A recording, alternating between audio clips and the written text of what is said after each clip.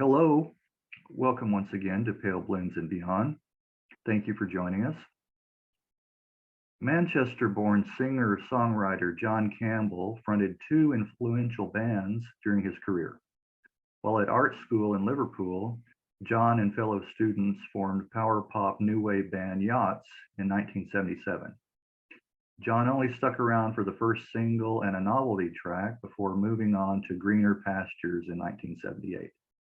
After leaving Yachts, John, along with a couple of ex-Yachts members, formed Immaterial in 1980. The majority of our viewers will recall the hit Driving Away from Home from 1986. To date, the band has released 3 albums and double-digit singles. Since 1982, the unit has been scaled down to just a couple of members, John Campbell and Jarvis Whitehead. Well, welcome, John. Hi, Greg, welcome. Okay. Thank you for being here. So let's go back a few years. You are a Mancunian by birth, right? I am indeed. Talk about some of your childhood memories. My childhood memories, really, I grew up in an area of Manchester called Newton Heath. And a lot of my childhood memories were of the engine sheds at the bottom of the road. Grew up by the railway. So in the evenings and overnight, you heard the sounds of shunting constantly. So I remember kind of hot summers with the windows open and the sound of shunting from across the road. It was quite a big memory for me. School was fine, no problems at school. Had kind of a handful of close friends. And I remember also on the local high street, now you know you have supermarkets and such forth. When I was growing up, you had things like, you had individual butchers, for, like you had like people who just sold poultry and people who just sold pork and people who just sold beef. You don't get those kind of things nowadays, do you? No. All that kind of stuff, really. But really, the area I grew up in was mostly populated by members of staff of the Newton Heath rail yard. Okay. Well, were either one of your parents musically inclined? My father played piano. He was taught piano when he was young, but I think he played during the war years while he was in the forces. But sadly, he wasn't too well when he got back from the war. So he kind of put it on the back burner, his music. Yeah.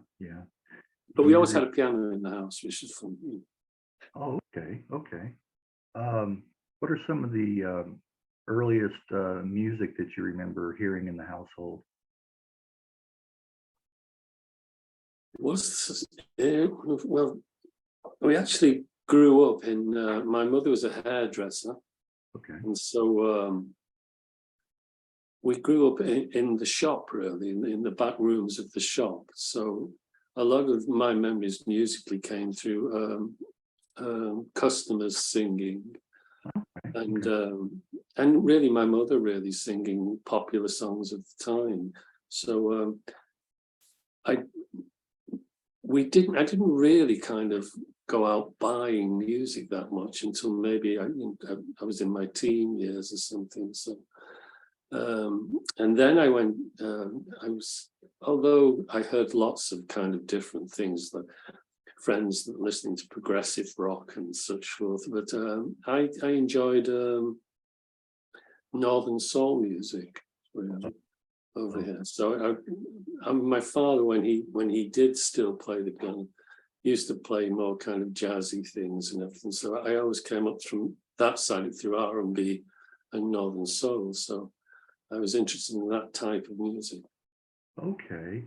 Was there a club nearby? I know there were several over in England that played Northern soul, you know.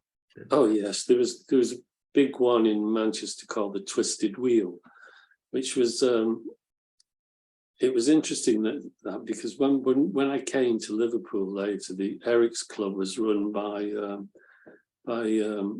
Pete Fulwell, Ken Testy and Roger Eagle. And Roger Eagle used to promote the nights at the Twisted Wheel when I was younger in Manchester. So there's something similar there. Okay. Well, you mentioned that you didn't go out, and buy a lot of albums and singles, but can you recall one of the first singles or albums either you got or someone bought for you? I remember what's he called? We would just, my wife Maura and I were just playing something earlier today called Excerpt from a Teenage Opera. Do you remember that? Yeah. I just remember when I was young, because it was Excerpt from a Teenage Opera. I was always waiting for more, but it never came. It was the only thing that arrived. Right. And so it was things like that. And I suppose really my early ways in was things like Motown albums and such forth. And then I remember at the back of Newton Heath Market, the outdoor market, there was a chap that came every, I think it was every Wednesday market. And there's a shop right at the back of the market. And he used to arrive there with a big case full of imported soul singles. So me and a few friends used to go and kind of hang around his little stall in the Wednesday evening looking for things like Groove Me by King Floyd, I remember, was purchased from his suitcase and things like that. I did a search. Okay. Mark Wirtz. Oh, yeah. That's Uh-huh. that's it now, yeah. And Keith West. Keith West. Right. He must still be working on it, I think, the rest of the opera. Right. Yeah, I should have had this up earlier. Okay. So what were some of the bands and artists that you were into as a teen? As a teenager, well, lots of things, really. I mean, from right across the board. I liked T-Rex. And during those mid-70s for me, when a bit early, in the early 70s, it was like the arrival of things like Roxy music were really important. And before that, I'd say even things like over here, the kind of the glam pop things, like even bands like Slade and things like this, and a lot of the glitter used to attract me. I don't know why, but that kind of music was fun. Like this. Here. That's it. Slade Alive. Perfect. Exactly. Yeah. I had that for a prior interview, so I just kept it over here. It's so interesting in these interviews, seeing all the connections and the artists that people were into, and T-Rex comes up quite a bit. I can imagine. Yeah. What can you remember the first concert that you attended, or one of the first? Well, let me just try and get back now to that. I'm thinking I was kind of a scattergun kind of concert attendee.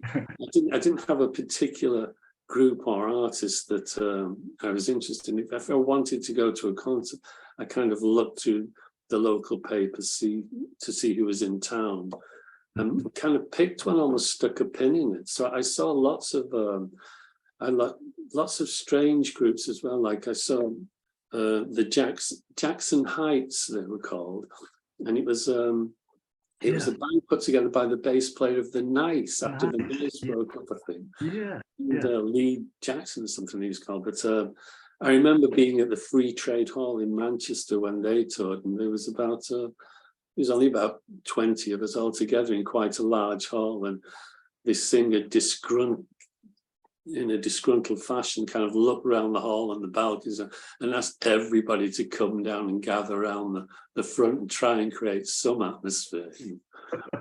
But I used to like nights like that. They were fascinating. Yeah. I have a one of their compilations. Yeah, Jackson. Oh, do you? Yeah. So but I saw a band, like the Faces and those kind of bands. They were very interesting because they had kind of R&B roots in a sense, from the Small Faces, and that route through was Right. was of great interest to me. Right. Yeah. Let me get that. Okay, here we go.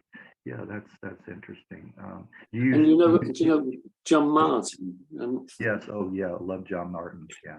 went to see John Martin quite a few times in the Zoom.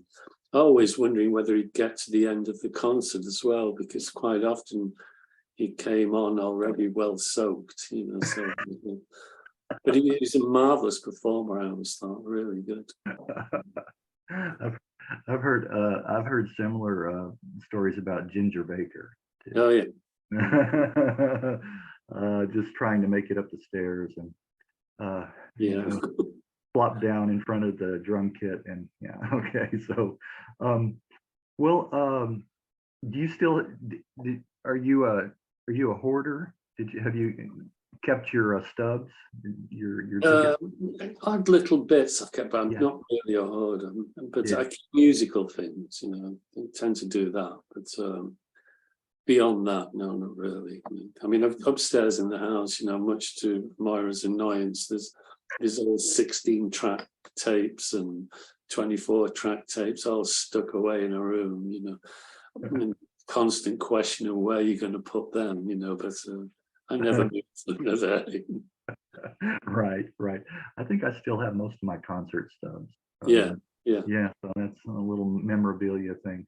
Well, why did you end up going to the art school in Liverpool?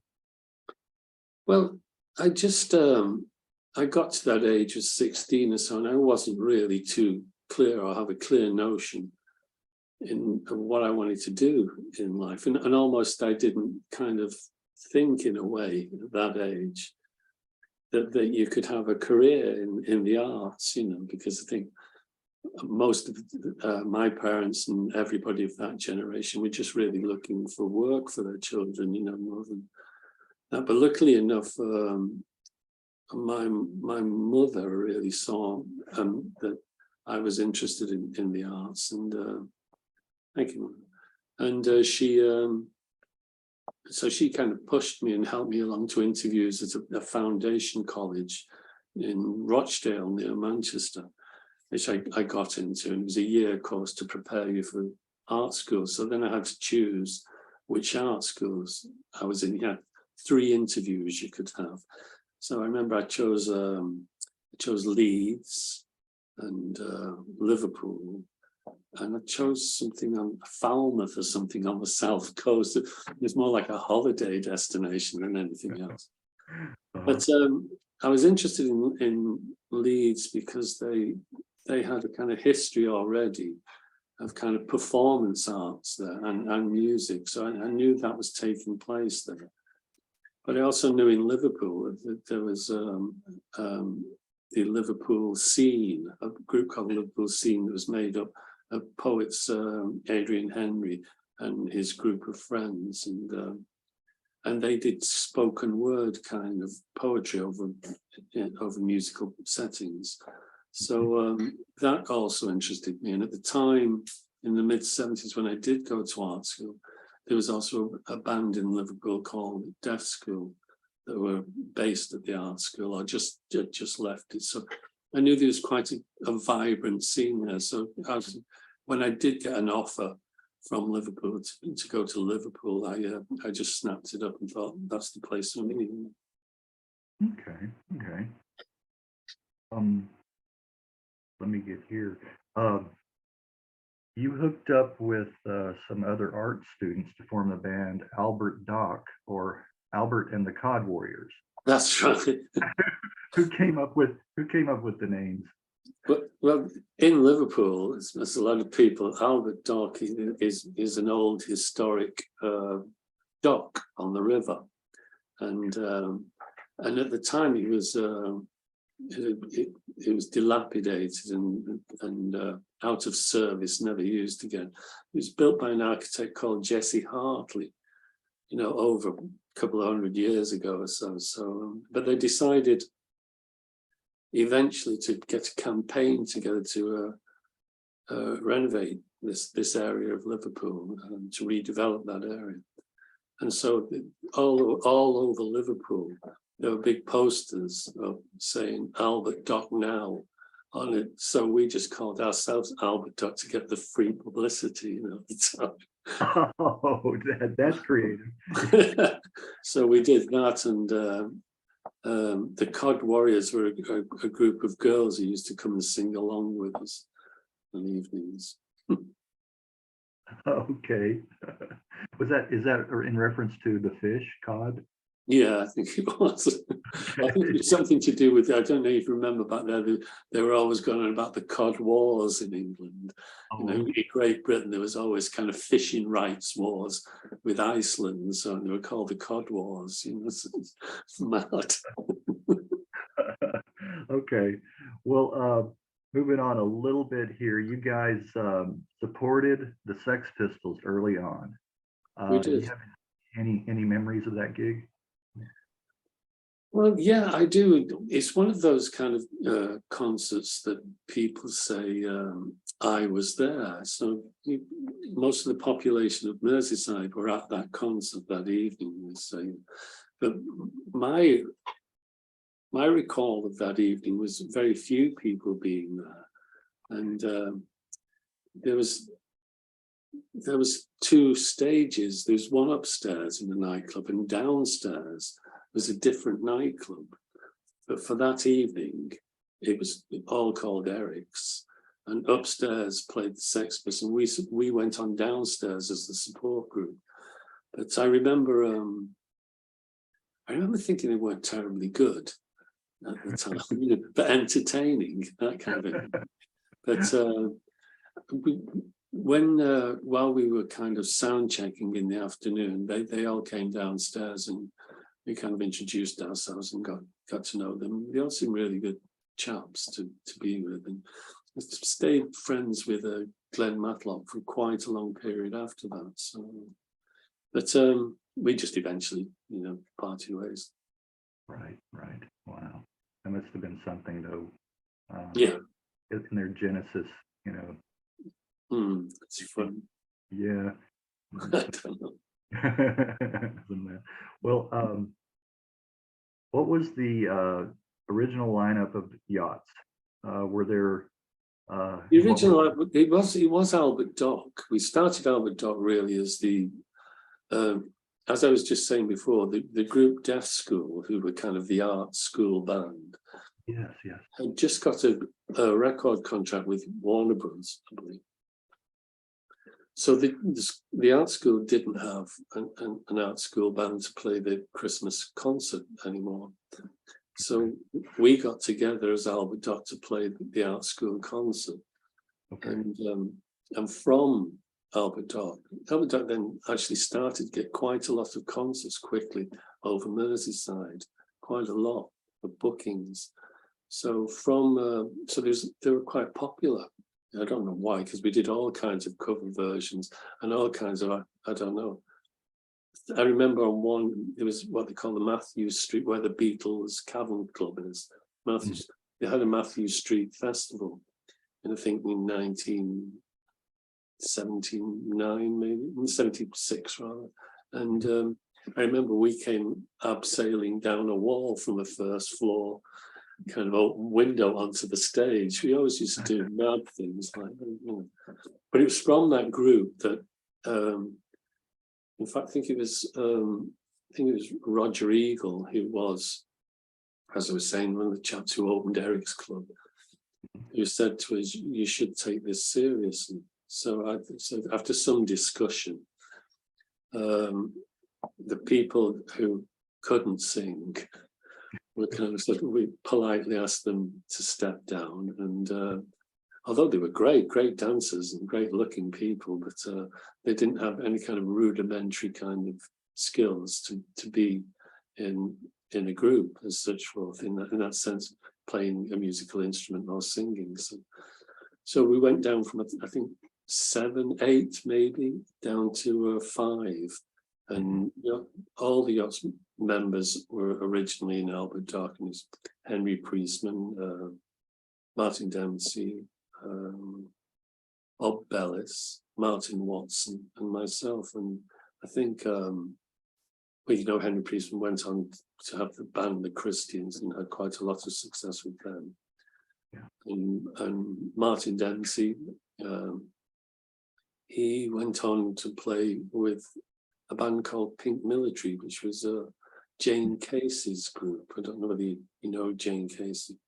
She's well known in Liverpool and has had quite a successful career in music in those days.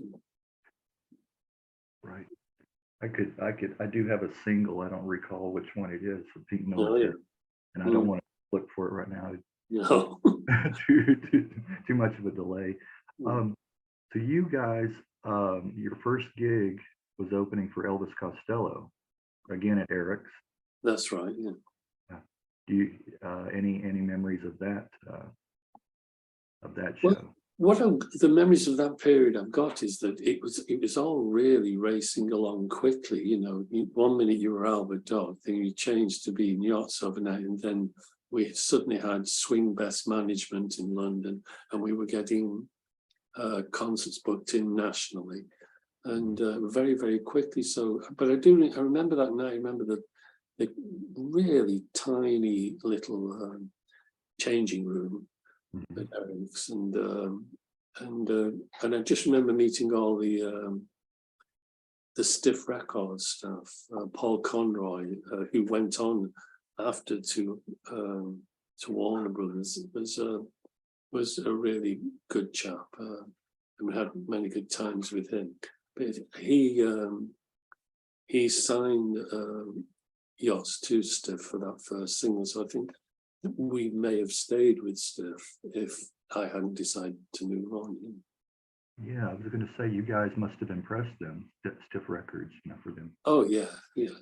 They were a great team. I remember going down to the Stiff shop, which was just fantastic. It's just full of young men and women, just really excited. It was a great little atmosphere to be in. Yeah, those early days too. 1977, Suffice to Say was your first single and only one on. Yeah. It's interesting that Will Birch of Kershaw Flyers and the Records was producer. Fingers crossed, I may be talking to Will within the next couple of months, so we'll see about that. Yeah. Whose idea was the Chuddy Nutties?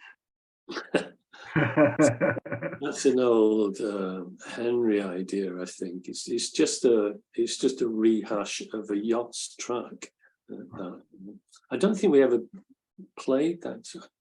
I can't remember who played the original track live ever, but it wasn't Do the Chud. I can't remember what it was called now.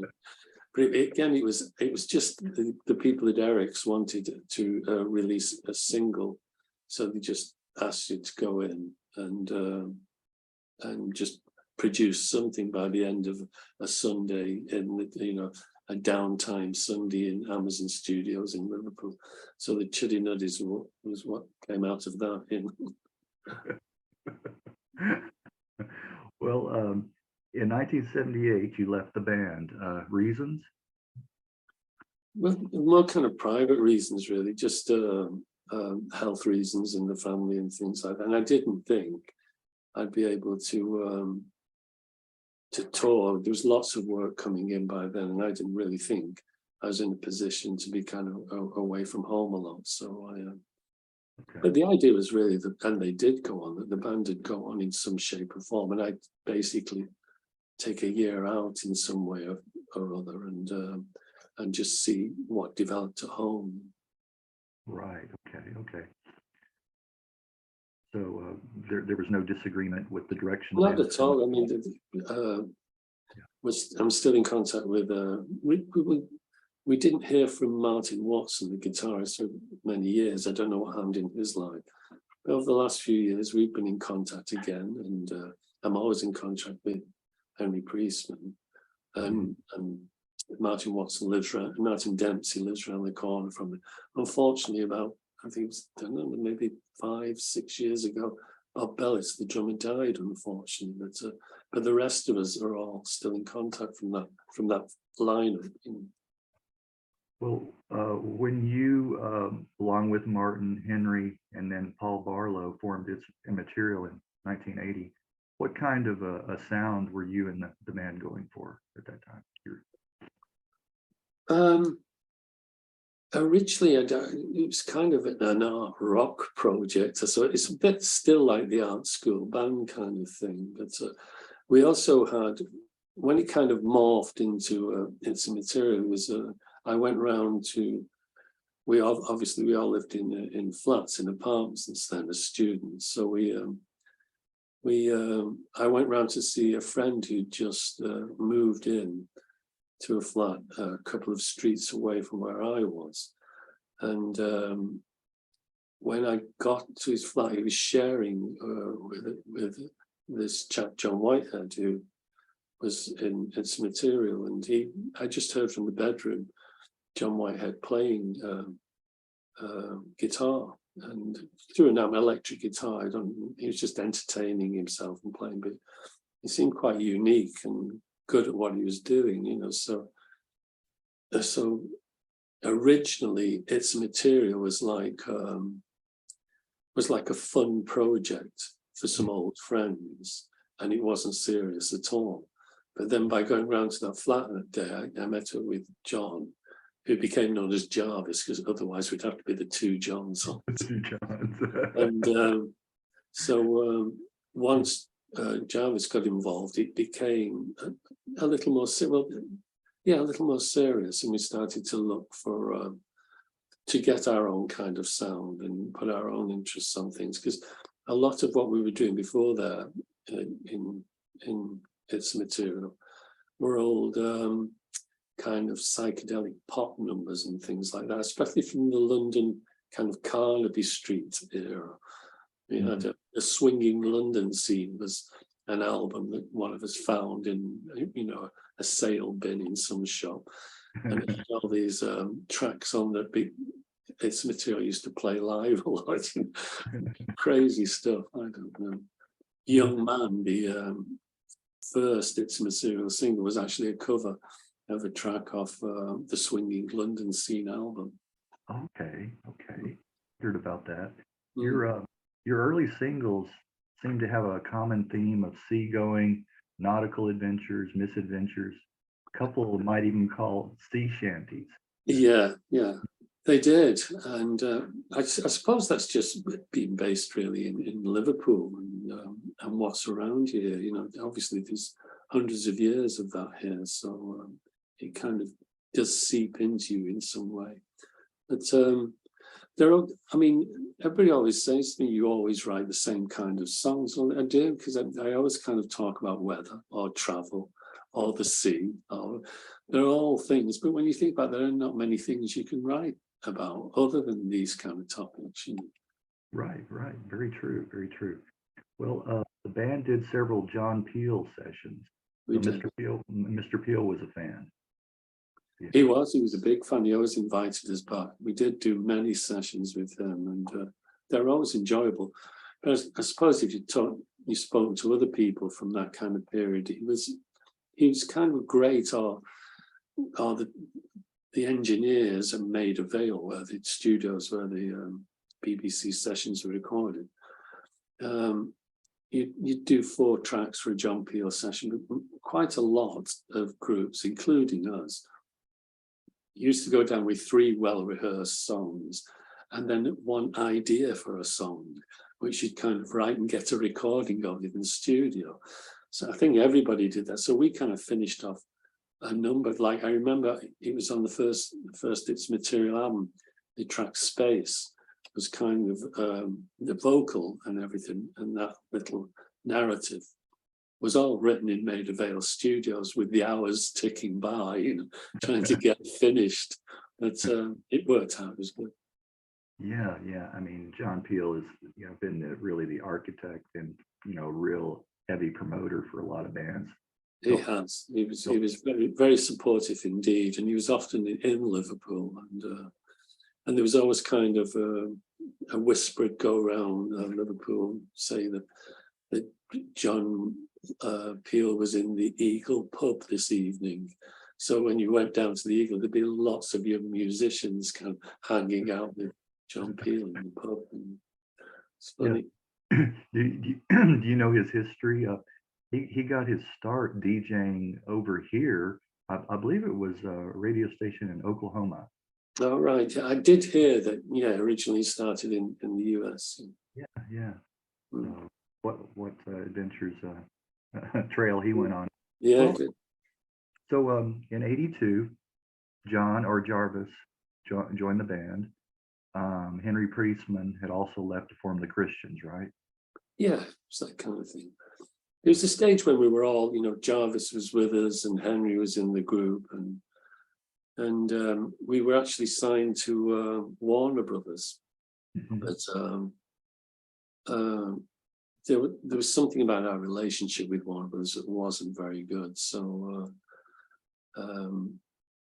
we were only there probably about a year, and we asked for a meeting with the A&R department to get them to release us. And luckily enough, one of them came up to Liverpool and said they'd had a discussion at the Warner Brothers offices, and if we didn't want to be there, well, we should part ways now. So they let us go, which was fortunate. It was at that point, really, that Henry, because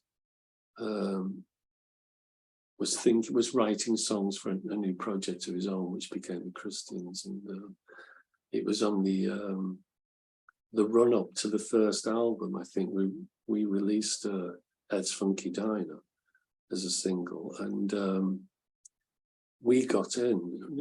Our management, Peter Fulwell, he knew of the Christians, this singing group in Liverpool, who'd been on a national television talent contest over here, and he knew them. So we got the Christians in to do the backing vocals on Ed's Funky Diner, and they were great, were fantastic. And I think Henry at that point obviously at that point got to know the Christians as well, and it gave him the light bulb of an idea that this could be a vehicle for his songs, just joining the Christians and getting his material out that way. Okay, interesting. The speaking of Ed's Funky Diner, I always enjoy that track, especially the memorable guitar riff throughout the song. Yeah, I remember Jarvis tuned his guitar to E, all strings to E, to play that. I remember him coming in one day and tune. I did this last night. Listen to this. Woo, very brassy sound. Sounded like a trumpet or something. That's interesting. Yeah, I like that. Of course, it didn't fare quite as well as Driving Away from Home, Jim's tune. No, it didn't.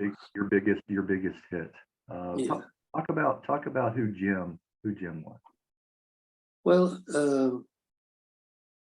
by then we'd signed to Siren Records, and which was like a satellite label of Virgin, and they chose Driving Away from Home as a possible single, but they thought there was some crazy notion, I don't know whether you said that, but at the time that we were kind of like a British kind of Talking Heads kind of group or something, which I could never see that comparison, but people did. And so they got the idea of us going over to Milwaukee and recording Driving Away from Home with Jerry Harrison producing it. Oh. So we ended up in Milwaukee and on my birthday around the 16th of December recording it.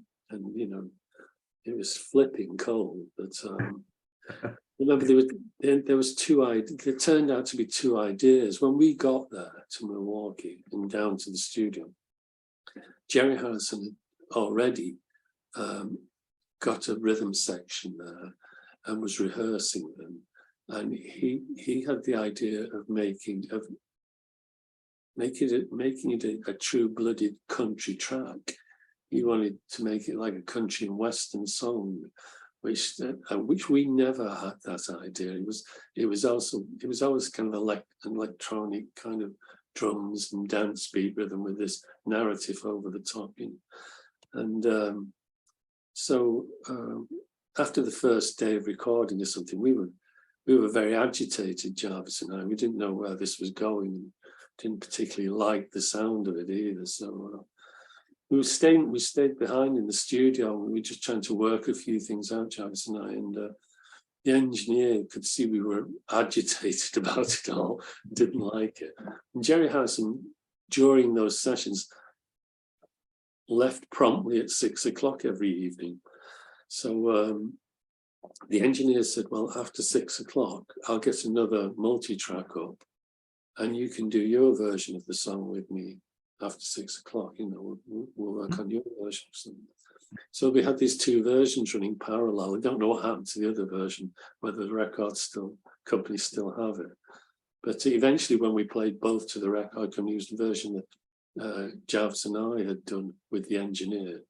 That although Jerry's got the credit on it because he plays on it and several things, but the mix and the drums are the things that Jarvis and I did. And so it was a very funny little time, but you know.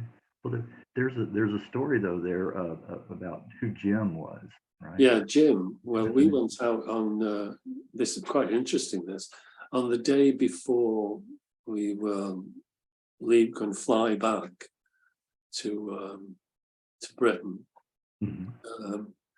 We thought we'd done as much as we can on the recordings, and we'd mixed and finished them off in London. And so we went out to some, I can't remember the name of it, some large kind of R&B bar in town there. And we were just having a few goodbye drinks and all. And Jim Liebner, I think he was called, had flown back from Nashville. He was a session musician in Nashville and flown back to see his family over the Christmas. And he got up on stage with the band that was playing, and they were playing Merry Christmas Baby. And he got up on stage and started playing his harmonica to it, and he was just fantastic. So when we were leaving, we went over to him and said, you couldn't come and play on our record, could you?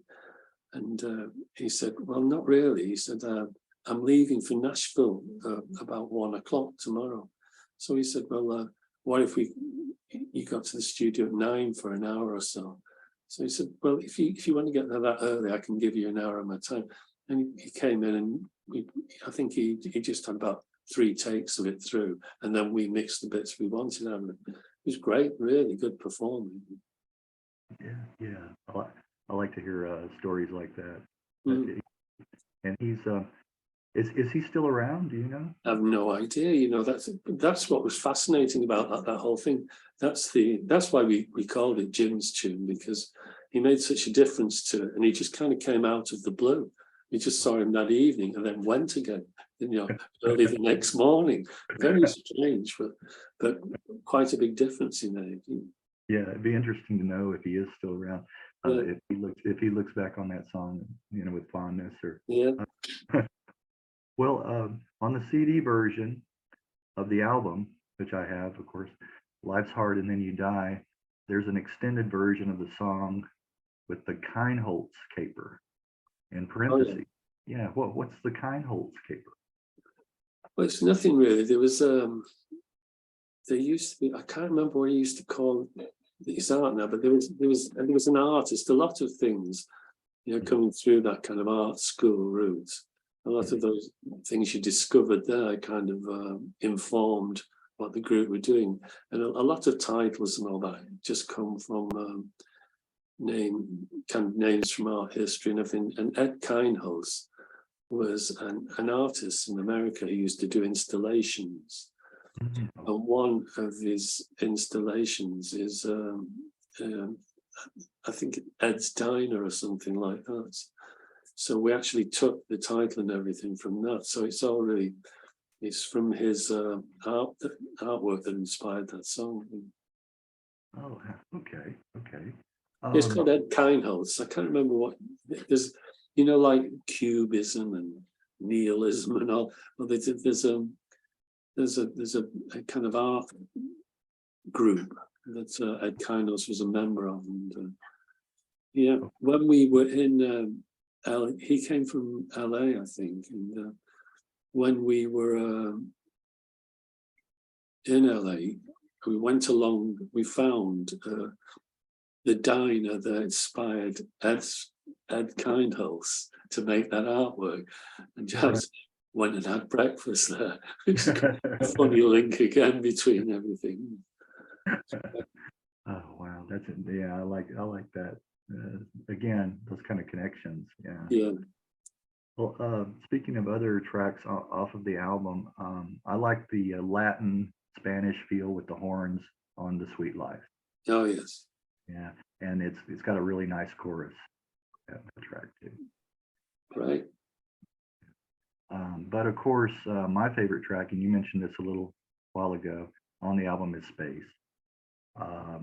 Great song, great lyrics, and now with cyberspace, Yeah. maybe it can take on a new meaning. And I like the Tom Mix reference. Oh yeah, yeah. Of course, is That's that just cowboy movies in your childhood. right? I was going to ask you that. Yeah, Yeah, it's just, I still watch them now, cowboy movies. Yeah, I'm a big fan too, of course. Yeah, I find that with a lot of people, in England, that grew up with that, and I think that kind of fantasy, escapism. Yeah, Yeah, it's the matinee culture as well.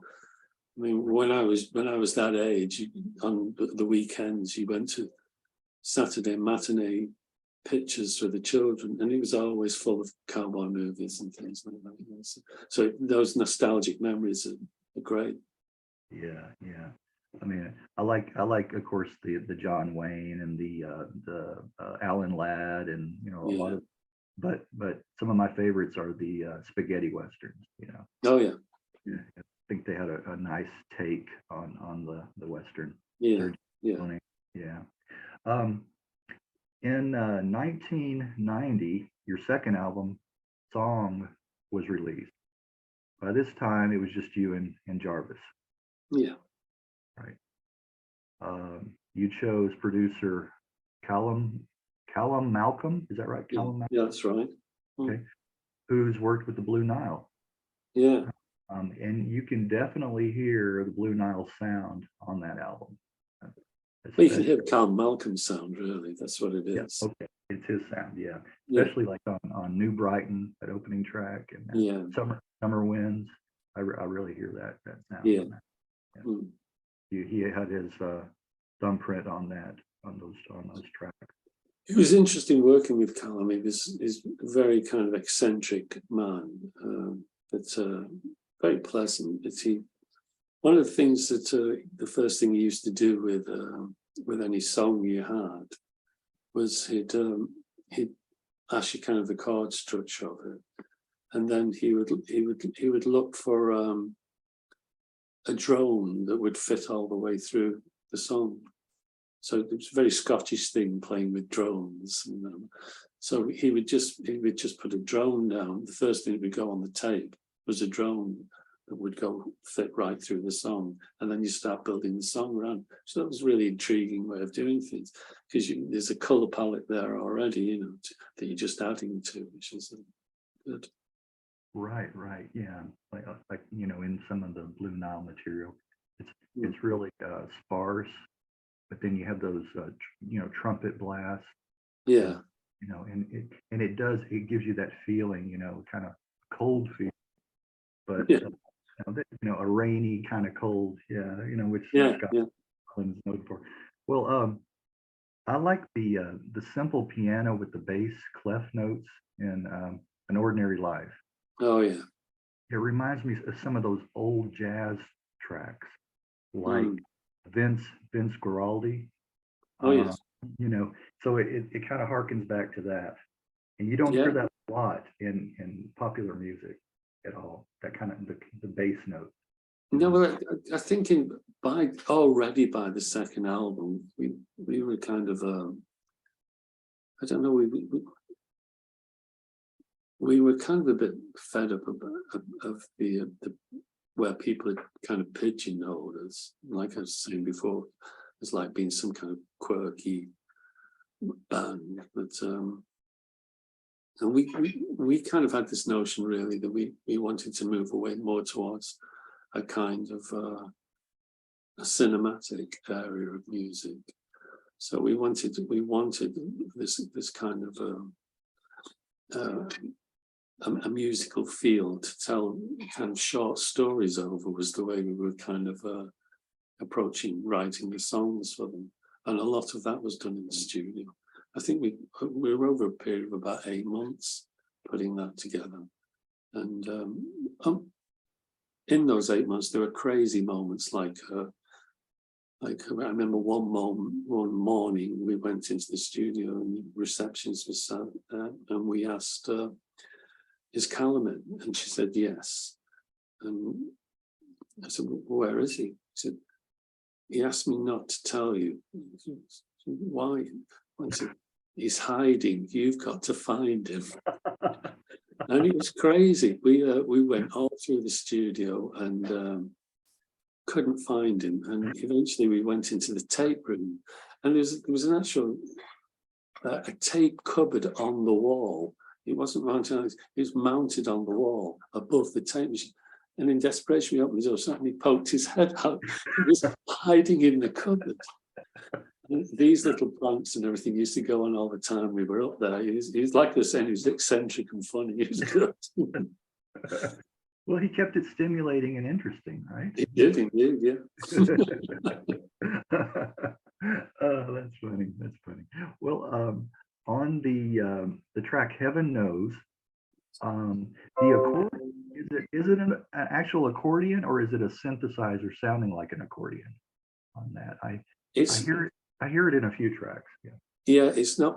This is another kind of eccentric thing we did there. When we first got there, we wanted a particular kind of color field we could use on the album, and we noticed the sale in this antiques warehouse, an old harmonium from a church. Okay. Quite a big thing, you know, as big as the table I'm sat at now. And everything. So we went there, we hired a van and went there and bought this harmonium and took it back to the studio. So that's what that sound is. And it appears quite a bit over the album. It's a harmonium being pumped away, you know. Okay. Okay. All right. Yeah. There's a pumping on it. Yeah. That's interesting. In the neighborhood, it does sound like it could be a Pet Shop Boys song. Yeah, I kind of heard that before. Yeah. Yeah. And I kind of know what they say when you do that, but it was. I don't really know how that developed rhythmically like that. It was really just an endless rant from a kind of tired and lost gentleman living in the suburbs. That's what it was about, really. You know? Desperate with his own life. So it's that kind of thing. Yeah. But I can see what you say. Off that album, definitely, if you were going to say anything sounded like Pet Shop Boys, it'd be that one, definitely. But it definitely wasn't intentional. No, we did start out with that idea. So we just ended there, you know, it's one of those things. You know. Well, fast forwarding a little bit, in 2007, you released an electronic experimental album, 40 minutes, is that? Yeah. Where there are 4 songs, each 10 minutes, totaling 40 minutes. Yeah. That's it. That's it in a nutshell. That's it in a nutshell. You got it. It's just, it was harking back to art school days as well, and over the years as well, I've kind of gone full circle and went from studying at the art school to, in the 90s, teaching at the art school for a period of time, and they asked me to teach something called sound art, which was becoming quite popular then. So so that was a project we took part in that period of time, to do completely instrumental, not so much musical album, just an electronic sound album. You know, so that's what we did. Yeah. What kind of feedback have you over the years gotten on that album? Well, quite good in art circles, you know, but not so much in music, so, as you could expect. Right. You wrote the lyrics to a track off of Gary Daly's No, I 29 did. Gone From Here. Carousel of Stars is the track. Talk a little bit about.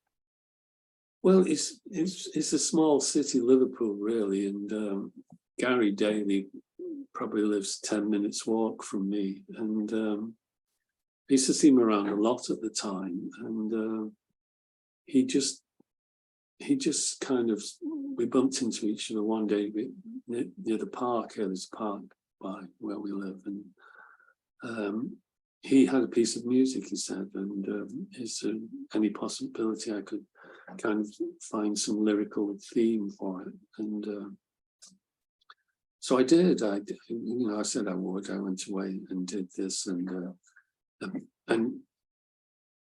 what Gary did was just send me a file of the backing track, and then I went into a studio, my little studio, and sang and spoke the lyric over it, and he was very happy with it, and he really liked it. And then when it went on the album, he changed the chorus, so what I thought was the theme of the song didn't work anymore, because you know how, like, you talk about what you're going to come to in the chorus, and he'd take the chorus out and put his own in. So, it's a bit funny, but it still seemed to work to some degree, you know, but not as well. It wasn't as smooth, you know.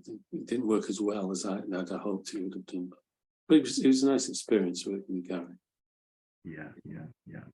Always been a huge China Crisis fan. So, yeah, for years. Nice chaps, really nice chaps.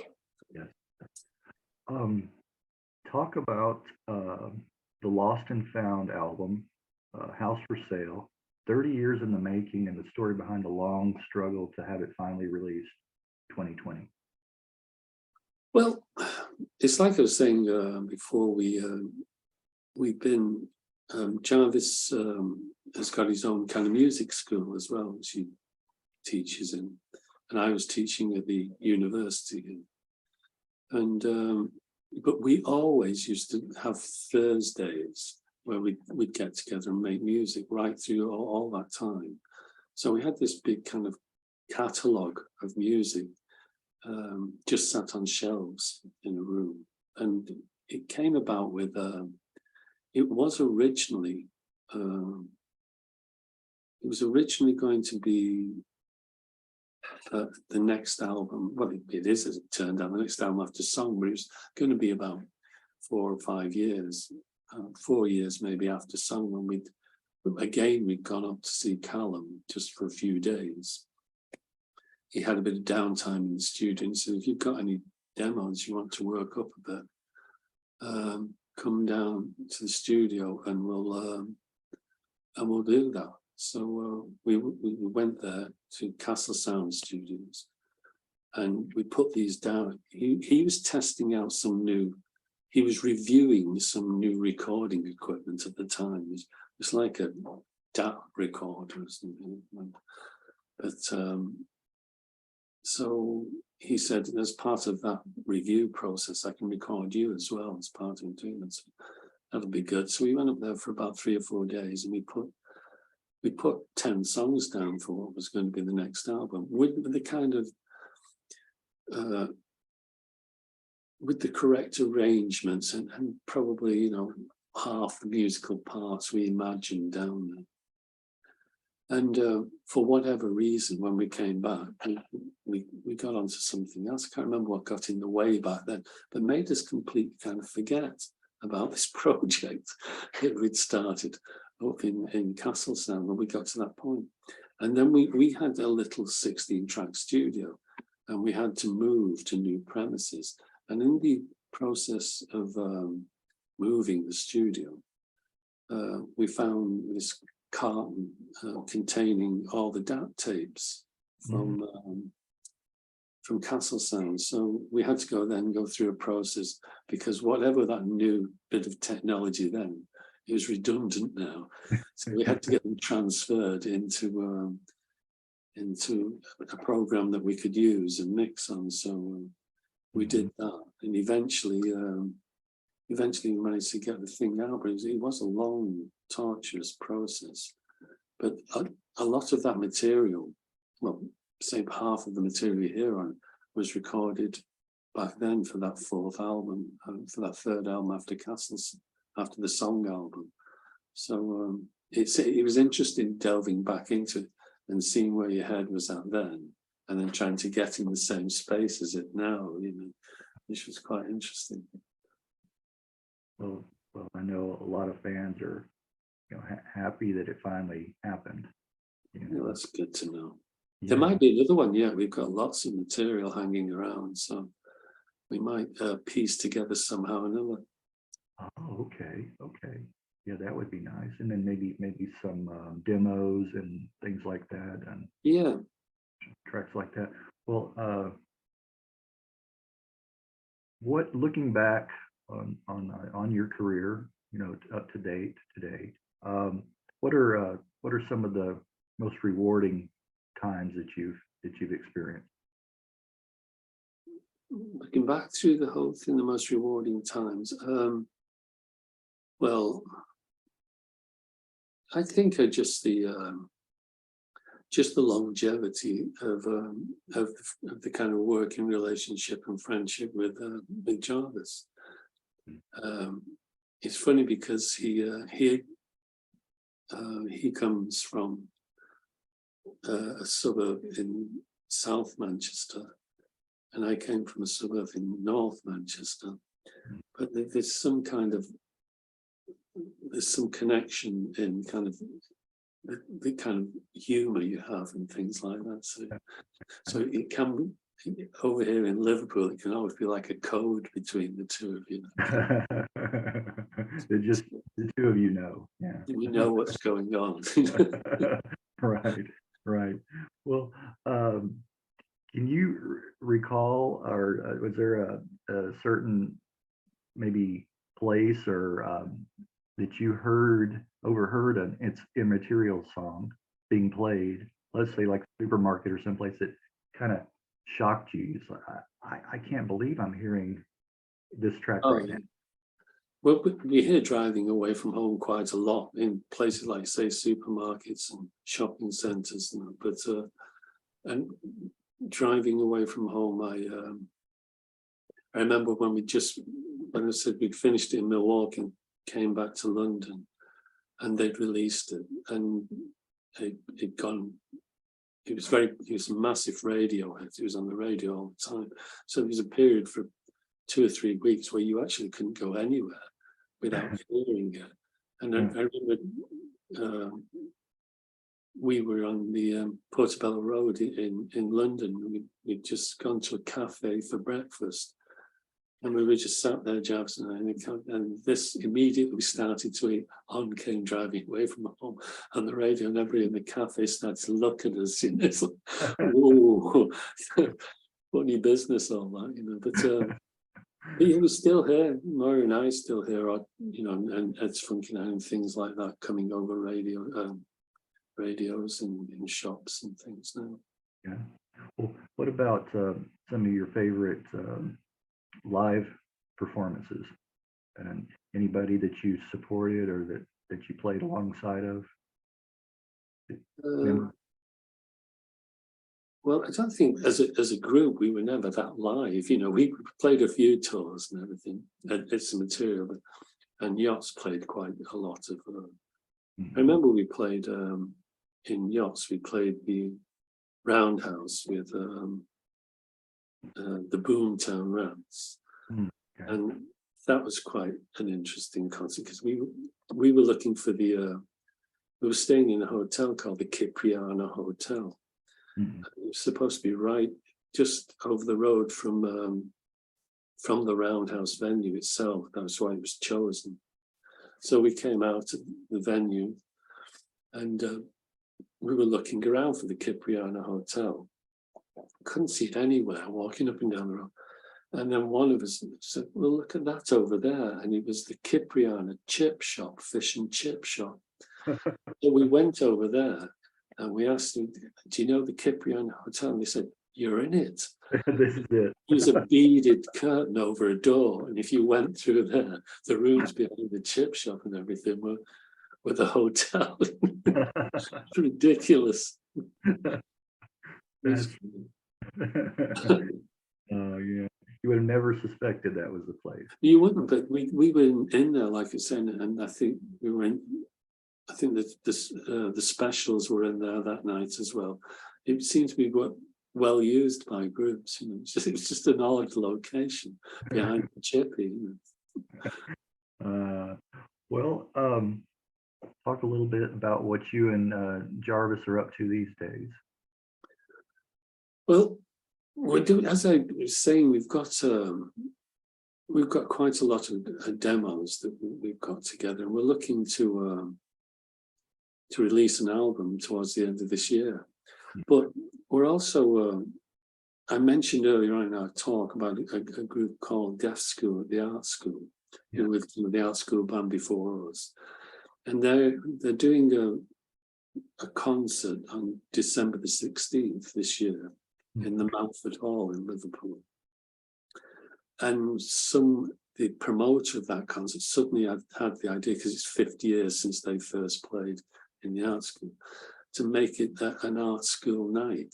So he got in touch with us to see if we'd play on the same night as them. And then it would be a night of musicians who'd gone through the art school. And so we're going to play for the first time live in years on the 16th of December in the Mountford Hall, Liverpool. So that's interesting to look forward to. And Henry Priestman's going to play with us as well. So a lot of those original members are getting back together to do that. So it'll be fun. Okay. Yeah. Just got to decide on what suit I'm wearing now. Right. Yeah. I'll tell you, Deaf School is one of the hardest bands to find material for. CDs, Really? albums. It's so rare. Yeah. You know, I've been a music collector for years, and I haven't run across any Deaf School material. Yeah. Really, really hard. Okay, well, that sounds like a good plan for you, John. Something to look forward to. Yes, definitely. Well, you mentioned your future plans. Do you have any interest outside of music? My wife and I run a kind of arts heritage organization called Sound Agents, and we record oral histories of communities. So we have a blog and a website, and we've just completed an exhibition here in a place called the Hornby Library here in Liverpool, of British Chinese. It's Chinese communities in Britain, the history of them. So that's, besides music, that's what I do. I still work with sound and art. Well, that's very interesting. I love history, and there is one Facebook account. Now I can't remember the guy's name, but he just posts pictures of his little area of England, and I can't remember the small community, but from like the early 20th century, in photos, and it's just really fascinating. Yeah. To me, it is. Yeah, and I think a lot of this this interview channel is what I enjoy too, about the music history. Yeah. Doing that, and talking to different musicians and artists, and so Yeah. hopefully giving them a little bit of exposure, and maybe reconnecting some of the older fans with some newer fans as well. Yeah. So Hmm. it's a good deal. It's rewarding too when you get the comments and the feedback Good. and stuff too. So I appreciate you meeting and doing this, John. And I'll just say, best of luck to you in the future, and wish you well. Thanks very much, Greg. Same to you, of course. Thank you so much, John. Thanks, Greg. And we'll be in touch with you. Oh, go ahead. What were you going to say? No, it's all right. Come on. Well, I was going to say, I'll let you know once I have this edited a little bit and and I posted it. Okay. I'll send you the link, and then you can post it on your social media and tell people about it. All right, then. I'll do that, Greg. All right. Thank you so much, John. Thanks. Goodbye. All righty.